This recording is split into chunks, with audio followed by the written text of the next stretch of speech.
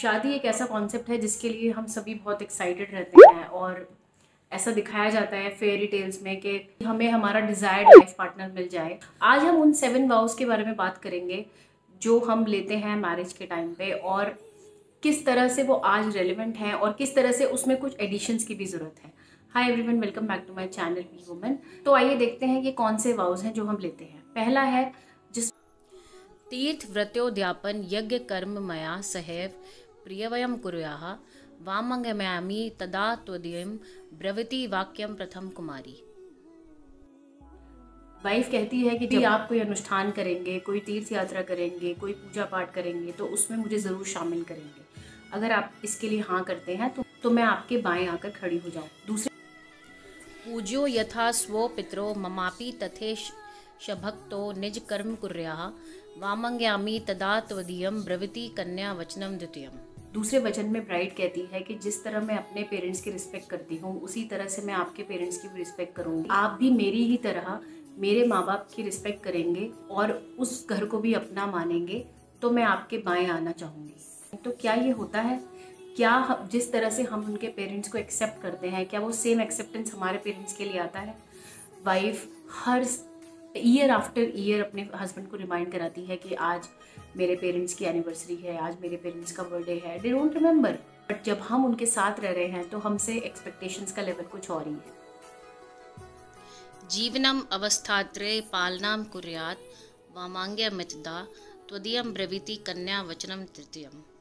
तीसरे फेरे में वो कहती है कि मैं आपके लाइफ के हर स्टेज में आपका साथ दूंगी और आप भी अगर मेरे लिए यही वचन देते हैं तो मैं आपके बाएं आना चाहूँगी। बेसिकली ध्यान दोनों को रखना है। हम देखें तो सिचुएशन यही होती है कि एक राजा बेटा होता है और सब लोग, घर के सब लोग उसका ध्यान रख रहे होते हैं और तो उस टीम में आप भी ऐड हो जाते हैं, यू नो।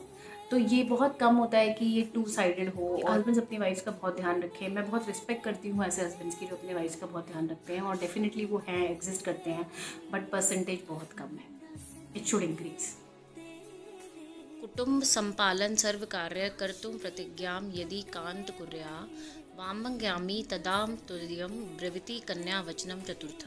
चौथे फेरे में दुल्हन भविष्य में परिवार संबंधी सभी आवश्यकताओं को पूरा करने के लिए वचन मांगती है कि मेरा ध्यान रखेंगे और अगर आप मुझे ये वचन देते हैं तो मैं आपके बाएं आना चाहूँगी। काफ़ी हद तक बदल गई हैं चीज़ें क्योंकि अब लेडीज़ बहुत इंडिपेंडेंट हो गई हैं, फिनेंशियली इंडिपेंडेंट हो गई हैं।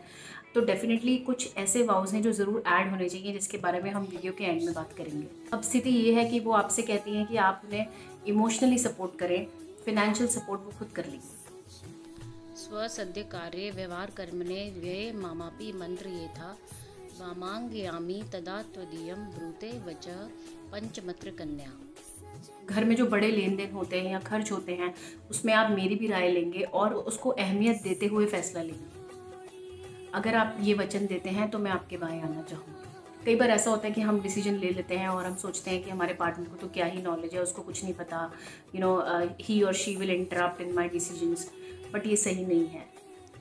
न मेपमानं सविदे सखीना द्वितीयं न वा दुर्व्यं सनं भजं श्वेत वाम गयामामि तदा त्वदीयं ब्रवीति कन्या वचनम च षष्ठम।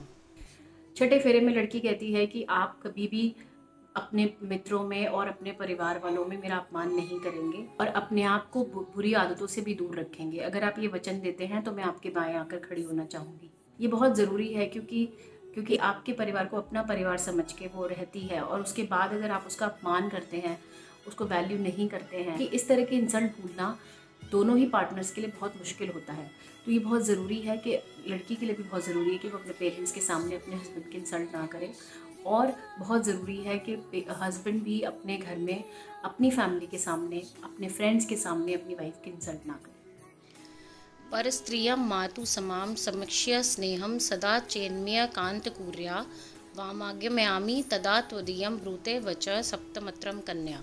कि आप कभी भी किसी लड़की को गलत नज़र से नहीं देखेंगे और हमारे बीच में कोई नहीं आएगा। अगर आप ये वचन देते हैं तो मैं आपके बाएं आकर खड़ी होना चाहूँगी। जब हम अपनी मैरिज के लिए प्रिपेयर कर रहे होते हैं हम बड़े एक्साइटेड होते हैं, हम हर चीज़ पे ध्यान देते हैं, कितने लोग आएंगे, कितने एक्सपेंसेस होंगे, किस तरह की ड्रेसेस होंगी, डिशेस क्या होंगी, डेकोरेशन कैसा होगा, लेकिन जब हम इस प्रोसेस में होते हैं, अगर हम तब ये सोच लें कि हाँ हम ये वाउस निभाएंगे दोनों तरफ से, तो हम ज़रूर एक अच्छी और स्ट्रॉन्ग शादी की तरफ जाते हैं। मेरे करियर को भी उतना ही इम्पोर्टेंस दोगे जितना तुम्हारा खुद के करियर को तुम इम्पोर्टेंस देते हो। मेरे छोटे से छोटे और बड़े से बड़े सक्सेस को भी वैसे ही सेलिब्रेट करोगे जैसे तुम अपने सक्सेस और अपने प्रमोशंस को करते हो। इस तरह से मैं तुम्हारी पूरी फैमिली, कजन्स, सबके सारी डेट्स याद रखती हूँ।